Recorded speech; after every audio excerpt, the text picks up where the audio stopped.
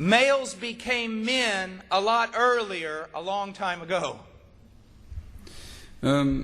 Jongens werden vroeger veel eerder mannen. But our culture is so demonic. Maar onze cultuur is zo demonisch beïnvloed. It's so unbiblical. Is zo ver van de Bijbel afgedwaald. That we delay manhood. Dat wij het man worden enorm uitstellen. So that a male can be 30 years old and still know nothing of what it means to be a man. Dat het voorkomt dat een jongen of een man al 30 jaar oud is en nog steeds geen benul heeft van wat het betekent om een man te zijn. When little boys are born, als jongens worden geboren, they stay around their mother. Dan zijn ze veel in de nabijheid van hun moeder. And then when they get old enough to go to school, they go off with all their friends. En als ze dan oud genoeg zijn om naar school te gaan, dan trekken ze met hun vrienden op. And the greatest influences in their life are their other friends. En dan wordt op een gegeven moment de grootste invloed in hun leven wordt hun andere vrienden.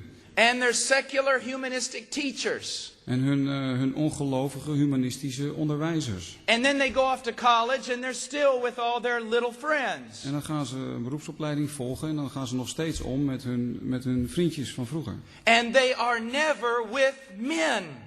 En ze zijn nooit met mannen. To teach them how to be men.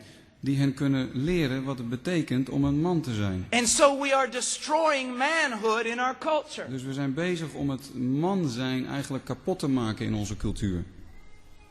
Now the same thing can be said about womanhood.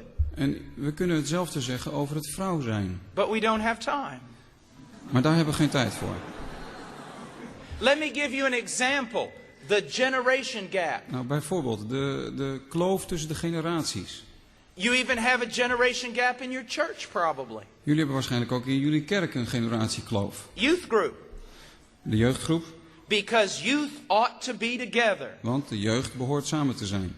Do you realize that's the exact opposite of what the scriptures teach? Weet je dat het tegenovergestelde is van wat de Bijbel leert? It never says youth ought to be together. Er staat nergens in de Bijbel dat jeugd samen behoort te komen. It says, he who walks with the wise will be wise. Maar er staat wel dat wie omgaat met wijzen zelf wijs wordt. And he who walks with fools will go to destruction. En wie wandelt en wie omgaat met dwazen gaat zijn ondergang tegemoet. Now, please laugh at this. Wilt u alstublieft lachen? All your life you've just been with other fools just like you. Uw hele leven bent u omgegaan met dwazen zoals u zelf. You're surrounded by little kids when you're a little kid. Je wordt omgeven van andere kinderen als je zelf een kind bent. You're surrounded by teenagers when you're a teenager. En je hebt allemaal tieners om je heen als je zelf een tiener bent. And you're surrounded by college-age people when you're in college. En je hebt allemaal studenten om je heen als je zelf een student bent. And there's been almost no man in your life. En er is bijna geen enkele man in je leven geweest. Teaching you about biblical manhood. Die je heeft onderwezen over het Bijbelse idee van man zijn. That's one of the great reasons why everything is such in chaos. Dat is een van de redenen waarom er zoveel chaos is in de wereld. Now, let's look at the university for a moment. Any Als university. we nadenken over de universiteit of de beroepsopleiding. You know as well as I do, they are absolutely full of grotesque immorality. Jullie weten net als ik dat deze allemaal vervuld zijn van grove onzedelijkheid. They're famous for it. Ze staan er eigenlijk onbekend. Now why is that? Hoe komt dat? Let's say you have a university. My university had 70,000 students in it. Nou, de universiteit waar ik studeerde, daar waren 70.000 studenten die daar studeerden. In Texas everything's bigger. In Texas is alles groot. So you have 30,000 young men from 18 to 24. Dus je hebt 30.000 jonge mannen tussen de 18 en de 24. Who've not been trained in manhood. Die niet veel zijn getraind in het zijn van een man en verantwoordelijkheid dragen als man. They've also not been taught how precious is a female. En ze zijn ook niet onderwezen over hoe mooi en bijzonder een vrouw is. And how she is to be honored and respected.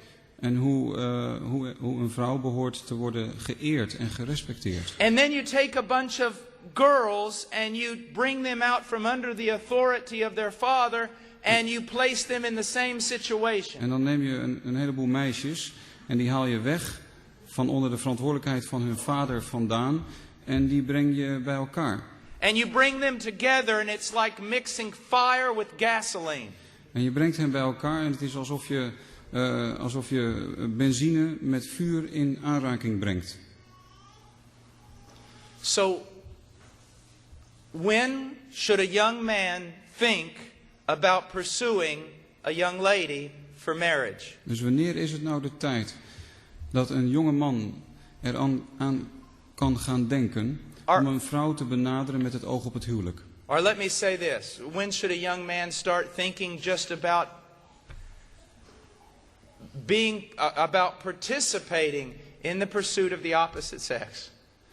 Of u kunt het ook anders zeggen. Wanneer is het de tijd dat een jongen begint te denken aan het aangaan van een relatie met iemand van het tegenovergestelde geslacht? When have you earned the right to pursue a relationship with the opposite sex? Wanneer heb jij het recht verkregen om een relatie met iemand van het andere geslacht aan te gaan? Now notice I've used the terminology earned the right. Ik heb gezegd het recht verkregen. You've never heard that before.